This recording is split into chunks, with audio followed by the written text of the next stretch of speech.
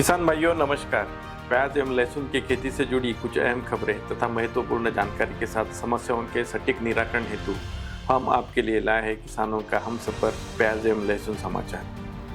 प्याज एवं लहसुन समाचार के इस 27वें अंक में मैं डॉक्टर राजीव काले, वरिष्ठ वैज्ञानिक, कृषि विस्तार संस्थान की ओर से आप सभी का स्वागत करता हूँ। चलिए इस अंक की शुरुआत करते हैं किसान सलाह से। आज हम जानेंगे लेट खरीफ मौसम में प्याज की ऐसी उन्नत किस्मों के बारे में जिन्हें अपनाकर किसान भाई बेहतर उत्पादन तथा अच्छा दाम प्राप्त कर सकते हैं। प्याज एवं लहसुन अनुसंधान निदेशालय ने पछेती खरीफ या लेट खरीफ मौसम के लिए लाल और सफ़ेद रंग की कुल 5 किस्में विकसित की है। इसमें से 4 लाल प्याज की किस्में और 1 सफ़ेद प्याज की किस्म शामिल है। आइए जानते हैं इन किस्मों के बारे में विस्तार से। भीमा राज, यह किस्म खरीफ, लेट खरीफ तथा रबी ये तीनों मौसम में उपयुक्त है। गहरा लाल रंग, मध्यम एकल केंद्र और उच्च उत्पादन तकनीक इसकी खासियत है। इसकी उपज खरीफ में 24 से 26 टन प्रति हेक्टर रहती है, जबकि लेट खरीफ में 40 टन प्रति हेक्टर है और रबी में 30 से 35 टन प्रति हेक्टर तक होती है। भीमा रेड, यह किस्म तीनों मौसम में उगाई जा सकती है। इसकी उपज खरीफ में 26 से 28 टन, लेट खरीफ में 40 टन और रबी में 30 से 35 टन प्रति हेक्टर इतनी होती है। इसका लाल रंग और उसके सुंदर बल बाजार में आकर्षण का केंद्र बनते हैं। सलाद के लिए बेहतरीन किस्म मानी जाती है। खरीफ में उपज 26 से 28 टन प्रति हेक्टर तथा लेट खरीफ में 40 टन प्रति हेक्टर तक मिलती है। इसके एकल केंद्र बल्ब अधिक बनते हैं। भीमा शक्ति ये किसान भाइयों में काफ़ी पसंदीदा किस्म है। इसका रंग लाल है तथा पछेती खरीफ और रबी मौसम के लिए उपयुक्त है। पछेती खरीफ में ये 115 से 125 दिन में तैयार हो जाती है तथा रबी मौसम में 125 से 145 दिन में तैयार हो जाती है। इसकी उपज 30 से 35 टन प्रति हेक्टर तथा रबी में 35 से 40 टन प्रति हेक्टर इसकी उपज प्राप्त हो जाती है। भीमा शुभ्रा, ये सफ़ेद रंग की गोलाकार प्याज जिसकी उपज खरीफ में 22 से 26 टन और लेट खरीफ में 30 से 35 टन प्रति हेक्टर तक होती है। इसकी गर्दन पतली होती है और दिखने में आकर्षक होती है।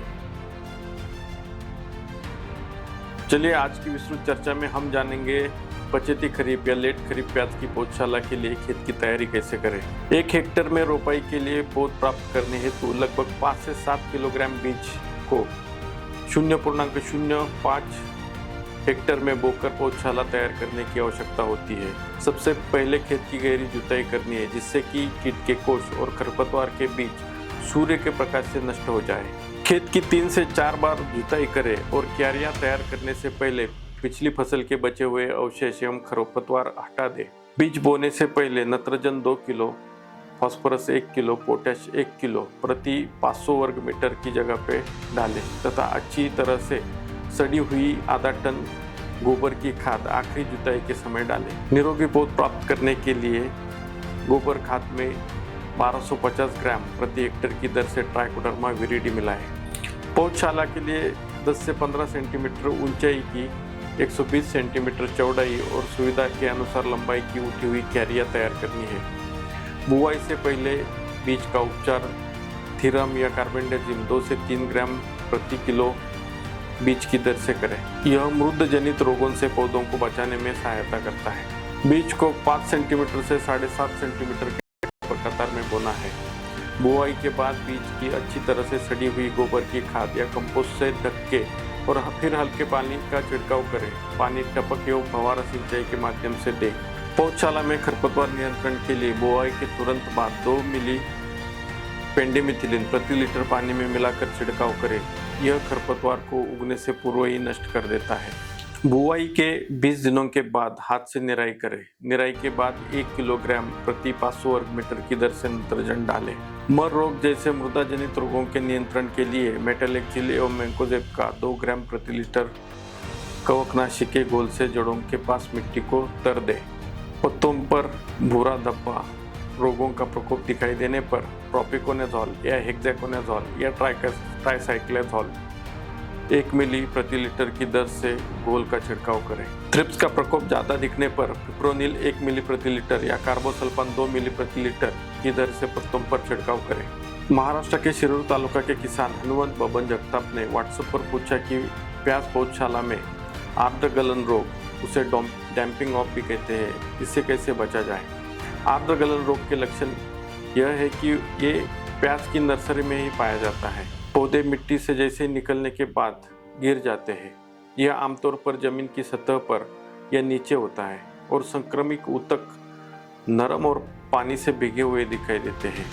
यदि रोग बढ़ता है तो तना आधार पर सिकुड़ जाता है और पौधा गिर जाता है। यह रोग खेत में पैचेस में दिखाई देता है, जिससे सभी पौधे मर जाते हैं। मिट्टी में अत्यधिक नमी की अवधि को कम करें और उभरी हुई क्यारियों पर स्वस्थ प्याज के बीज बोएं।